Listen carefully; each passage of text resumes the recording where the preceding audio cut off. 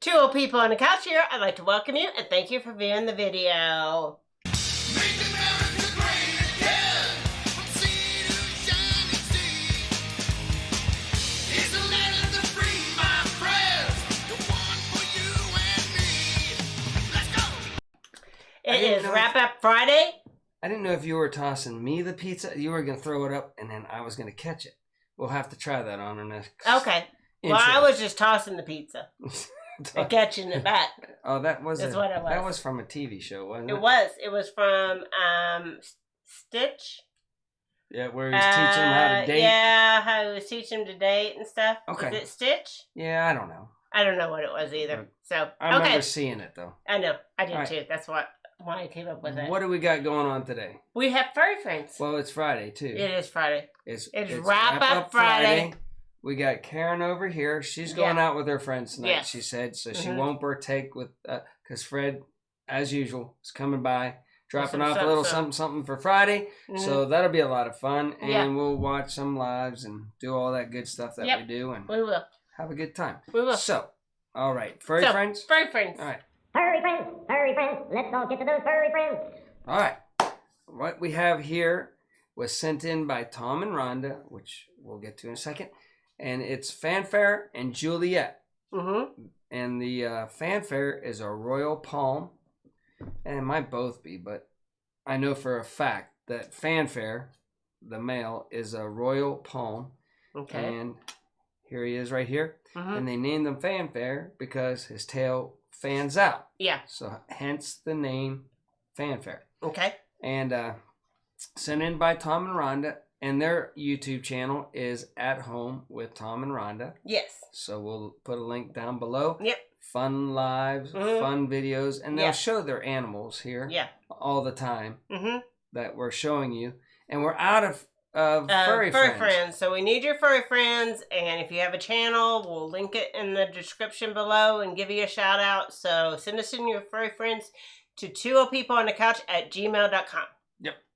And thanks again, Rhonda. Yeah. Tom and Rhonda They sent sent us a a whole whole bunch so we can to fill in. For fillers. So, And also we mention their name and their channel every time. Yeah. So that's always good, right? Yeah. It's always good. I gotta say, you look very good today. Oh, your hair thank looks like it's got a little bit more color in it. It does. I got a little bit more blonde than most usual. Right. Less gray and more blonde. Yeah, well, she asked me, she goes, do you want it to be subtle or pop or go wow? And I said pop. Well, I think it says wow. It might say wow. All right. So So what else?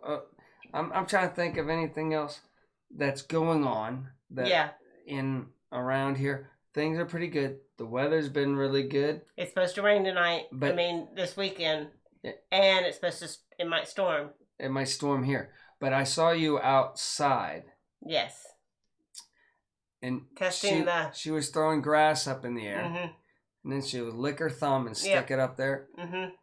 And then she came inside and she did her isobar map. Charts. Mm-hmm. And Debbie says it's going to be a horrible snowstorm out west.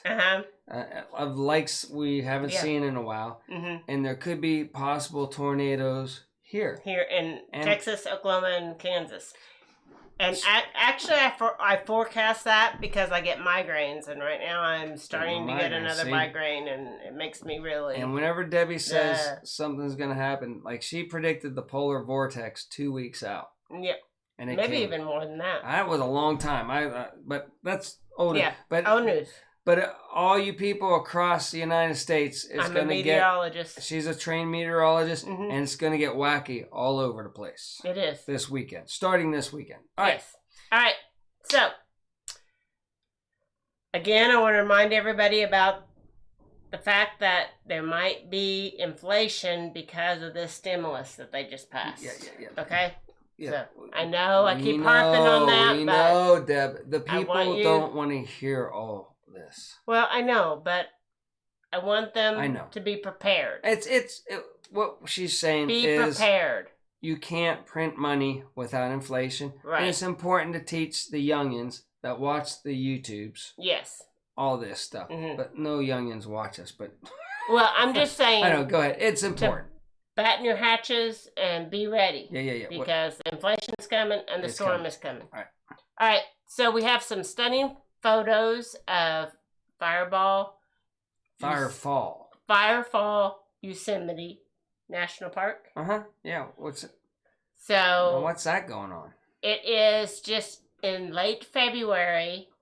Is the only time that this falls runs, and the sun beats down on it, and the falls fall because the snow is melting. Right. And so you get these beautiful pictures the sun coming hits at it. I was like, it looked like it's almost lava. It looks. Well, keep on looking because that looks more like the sun. The sunset, hitting just that one particular spot. Yeah. That's pretty wild. Wow, that one doesn't. That looks amazing. Yeah, that would be cool to see in person. Late February, it was like from the 15th to the 25th. Okay. You could see this at Yosemite National Park. Very cool. And they're just very pretty pictures that happen just one time of the year. And so they took these beautiful pictures. I know. Like it. I thought so.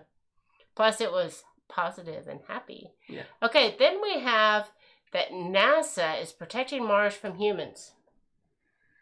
Well, that's nuts. That's nuts balls. Why would we be And then, of course, my guy. All right. All right. Yeah. Why would we be protecting Mars? It has nothing there from humans. Yeah. Well, when they send the rover or whatever, it's the cleanest spacecraft in history. Why? It has 11,000 swabs and 2,543 wipes. So, here we go. Our computer's going to go slow. All right. Can't read that on there. But wiping down the hardware is part of the strategy. Cleaning it. Yeah. To limit the number of Earth microbes. Yeah. The little things. I couldn't say. And microbes. I guess why they do that is if we want to prove there's life there. Mm-hmm. If we bring life there and they just ride along, then we might get a false positive on them. Right, or we might contaminate their world with our... We don't... Yeah. Yeah, we wouldn't. There's nothing there. It's just a barren rock land, and we should cure cancer before we go jetting to Mars. We need to stay on this Earth. Listen, we need to learn how to live good on this planet before we just go jetting off to a place we know we can't exist on. Yes. But instead of billions of dollars to that, let's put billions of research into making this world a little bit more comfortable for us all. Yeah. Okay. So then we have the Pentagon saying that 2,300 National Guard troops to stay at Capitol through May 23rd. As post-riot review calls for increased security. I think it's all just nuts balls. It is nuts balls. And we've never done that before. What are they afraid of there? And they look at this picture. They have the barbed wire up, and it looks like a concentration camp. Fences don't work. Yeah, fences don't work except for this fence. That fence works. It's ridiculous. I don't know what they're. It makes you wonder what they're up to. Well, yeah. That they need all that protection. Maybe they know of some hyperinflation coming. They might know the hyperinflation is coming. And everything's gonna crash because they've been building it up with printing and building and but sooner or later that's all gonna bottom out and they're gonna have to start this whole system over again. Yep. And they want to be protected from whenever the people are not happy. Great Reset. Yeah. Okay, so then we have a little bit of fun for the end of the show because next week is spring break and St. Patty's Day is coming up, so we have the beers of each state. Which beer? And I think this one, we looked at several maps because some of them are really wacko. But this one says Coors Light for Oklahoma, and I feel like that's true. But what is Blue Moon doing out in I don't know. It's a pop. Colorado. It seemed like, and then they got Yuengling in Pennsylvania and Ohio and West Virginia. I grew up around there. I knew of Yuengling, but I don't know if it was I was from Pittsburgh. Mm-hmm. So we had our own Pittsburgh Iron City beer. Mm-hmm. what everybody drank Mm-hmm. in that part of Pennsylvania. Yeah. But that was localized, so maybe overall Yuengling. But man, Iron City was the best. So put up the map one more time. All right. Okay, so you tell us in the comments below, is your state correct? And if it's not, which beer do you think your state is? Or if it's correct? Yeah, I don't see Greenhorn, 1 acre. Check them out. Green, the number 1. Greenhorn. I'm going to botch this every time. Greenhorn, then the number 1, then acre. Mm-hmm. He's got a channel. He's from Arizona, and I just don't see him drinking a Blue Moon.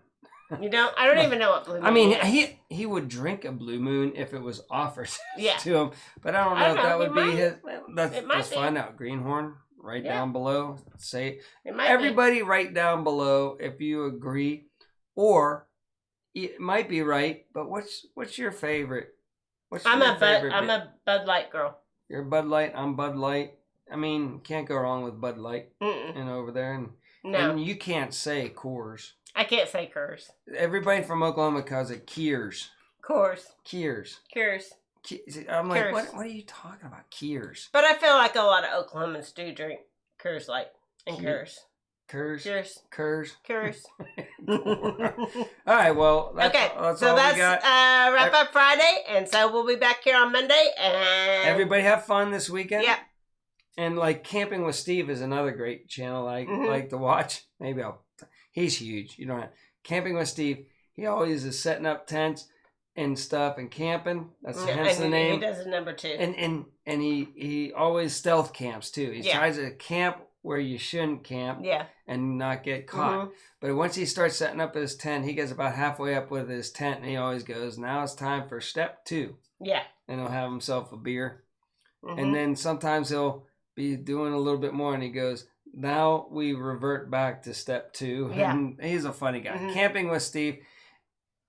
If you like dry humor and just a fun-loving guy, he's hilarious. I love him. So, all right. So, anyway, until next time, remember, do your own research and be prepared.